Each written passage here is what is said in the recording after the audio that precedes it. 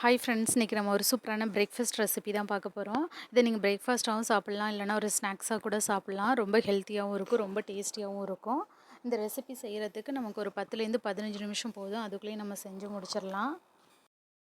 வாங்க எப்படி செய்கிறதுன்னு வீடியோக்குள்ளே போய் பார்க்கலாம். இந்த ரெசிபி செய்கிறதுக்கு இப்போ ஒரு பேனை எடுத்துக்கோங்க. அதில் நான் கொஞ்சமாக ஆயில் சேர்த்துருக்கேன். அதில் ஒரு அரை டீஸ்பூன் கடுகு போட்டுக்கோங்க, ஒரு அரை டீஸ்பூன் ஜீரகம் போட்டுக்கோங்க. நான் 2 வரமிளகாவை இந்த மாதிரி கிள்ளி போட்டிருக்கேன். கொஞ்சமாக கருவேப்பிலை போட்டுக்கோங்க. இப்போ எல்லாம் நல்லா பொரியட்டும். இப்போ எல்லாம் நல்லா பொரிஞ்சதுக்கப்புறம் நான் இங்கே ஒரு அரை கப் வெங்காயத்தை நல்லா பொடி பொடியாக கட் பண்ணி சேர்த்துருக்கேன். இதையும் ஒரு முறை நல்லா வதக்கி விட்டுக்கோங்க. ரொம்ப வதங்கணும்னு அவசியம் இல்லை, சும்மா ஒரு கிளாஸ் கலருக்கு வந்தால் போதும். இப்போது இந்த ஸ்டேஜில் நான் அன்றைக்கி ஒரு 1/4 கப் கேரட்டை துருவி சேர்த்துருக்கேன். இப்போ இதையும் நல்லா ஒரு முறை வதக்கி விட்டுக்கோங்க. கேரட் நல்லா வேகணும்னு அவசியம் இல்லை, அதோட ஒரு ரா ஃப்ளேவர் போனால் போதும். அதுக்காக தான் நான் வதக்குறேன். இப்போ இதில் ஒரு அரை கப் தேங்காவை சேர்த்துக்கலாம். இப்போ இதையும் ஒரு முறை நல்லா வதக்கி விட்டுக்கோங்க. அந்த தேங்காவில் இருக்க ஈரப்பதம் லைட்டாக போனால் போதும், ஒரு ஃப்ளேவர் வரணும், அதுக்காக தான் சேர்த்துருக்கேன். இப்போது இது நல்லா வதங்கிடுச்சு எல்லாமே. இப்போ இதை தனியாக எடுத்து வச்சுக்கலாம். இப்போ ஒரு பவுல் எடுத்துக்கோங்க. அதில் நான் துருவின மரவள்ளி கிழங்கு எடுத்திருக்கேன். இப்போ இதில் நம்ம வதக்கின எல்லாத்தையும் சேர்த்துக்கலாம். இந்த டிஷ்ஷுக்கு தேவையான அளவு உப்பு போட்டுக்கோங்க. நான் இதில் கேரட் தேங்காவை வதக்கும் போது நான் உப்பு சேர்க்கலை, அதனால சேர்த்துருக்கேன். நீங்கள் அதில் சேர்த்துட்டிங்கன்னா இதில் சேர்க்க வேண்டியதில்லை, கரெக்டாக பார்த்து சேர்த்துக்கோங்க. இப்போ எல்லாத்தையும் நல்லா கலந்து விட்டுக்கோங்க. நான் இன்றைக்கி வாழை இலையை இந்த மாதிரி ஸ்டவ்வில் காமிச்சு வாட்டி எடுத்திருக்கேன். மடிக்கிறதுக்கு ஈஸியாக இருக்கும், அதனால் அந்த மாதிரி எடுத்திருக்கேன். இப்போ இதில் நம்ம ரெடி பண்ணி வச்சுருக்க ஸ்டஃபிங்கை எடுத்து வச்சுக்கோங்க.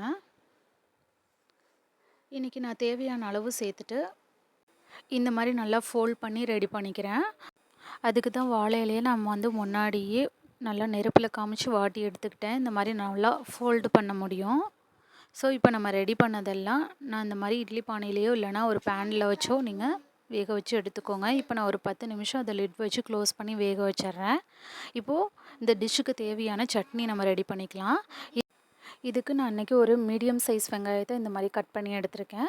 ஒரு பச்சை மிளகாய் எடுத்துக்கோங்க. காரத்துக்கு உங்களுக்கு எத்தனை வேணுமோ போட்டுக்கோங்க. ஒரு பச்சை மிளகாய் எடுத்திருக்கேன். இப்போ இந்த டிஷ்ஷுக்கு தேவையான அளவு உப்பு போட்டுக்கிட்டேன்.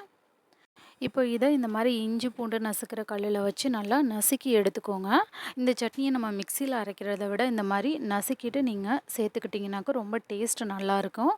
அந்த பச்சை மிளகாய் வெங்காயம்லாம் ஒன்றும் பாதியமாக நசுங்கி வரும். ஸோ அதோடு வச்சு சாப்பிடும்போது ரொம்பவே நல்லாயிருக்கும். உங்கள்கிட்ட இந்த மாதிரி கல் இல்லைனாக்கா நீங்கள் இதை மிக்சி ஜாரில் சேர்த்துட்டு பல்ஸ் மோடில் ஒரு சுற்று விட்டுட்டு எடுங்க. ஸோ இந்த மாதிரி கன்சிஸ்டன்சியில் இருந்தால் தான் சாப்பிடும்போது ரொம்பவே நல்லாயிருக்கும். இப்போ சட்னி ரெடி ஆகிடுச்சு. இப்போ நம்ம ஆல்ரெடி வேக வச்சதும் ஒரு 10 நிமிஷம் ஆகிடுச்சு. இப்போ அதை ஓப்பன் பண்ணி பார்த்துடலாம். இப்போ எல்லாமே நல்லா ரெடி ஆகிடுச்சு. நம்ம வேக வச்ச மரவள்ளி கிழங்கும் ரெடி ஆகிடுச்சு. ஸோ கண்டிப்பாக இந்த சட்னியோடு வச்சு சாப்பிடுங்க, அப்போ தான் ரொம்பவே நல்லாயிருக்கும். வேறு எந்த சைட் டிஷ்ஷும் இதுக்கு நல்லா இருக்காது. கண்டிப்பாக இந்த சட்னி தான் ரொம்பவே நல்லாயிருக்கும். இந்த மாதிரி அரைக்க முடிஞ்சால் இந்த மாதிரி ரெடி பண்ணுங்கள். அவ்வளோதான், ஒரு சூப்பரான பிரேக்ஃபாஸ்ட் ரெசிபி ரெடி ஆகிடுச்சு. இதை நீங்கள் பிரேக்ஃபாஸ்ட்டாகவும் சாப்பிட்லாம், இல்லைனா ஒரு ஸ்நாக்ஸாக கூட செஞ்சு சாப்பிட்லாம். இதில் நம்ம சேர்த்துருக்க எல்லா இன்க்ரீடியண்ட்டுமே ரொம்ப ஹெல்த்தியானது. நீங்களும் ட்ரை பண்ணி பாருங்கள். ட்ரை பண்ணி பார்த்துட்டு உங்களோட கமெண்ட்ஸை சொல்லுங்கள். தேங்க்ஸ் ஃபார் வாட்சிங். DD shine recipes and tips சேனலை லைக் பண்ணுங்கள், ஷேர் பண்ணுங்கள், சப்ஸ்கிரைப் பண்ணுங்கள். உங்கள் ஃப்ரெண்ட்ஸ் அண்ட் ஃபேமிலிஸோடு ஷேர் பண்ணுங்கள். நாளைக்கு திரும்ப ஒரு புதிய ரெசிபியோடு உங்களை மீட் பண்ணுறேன். பாய்.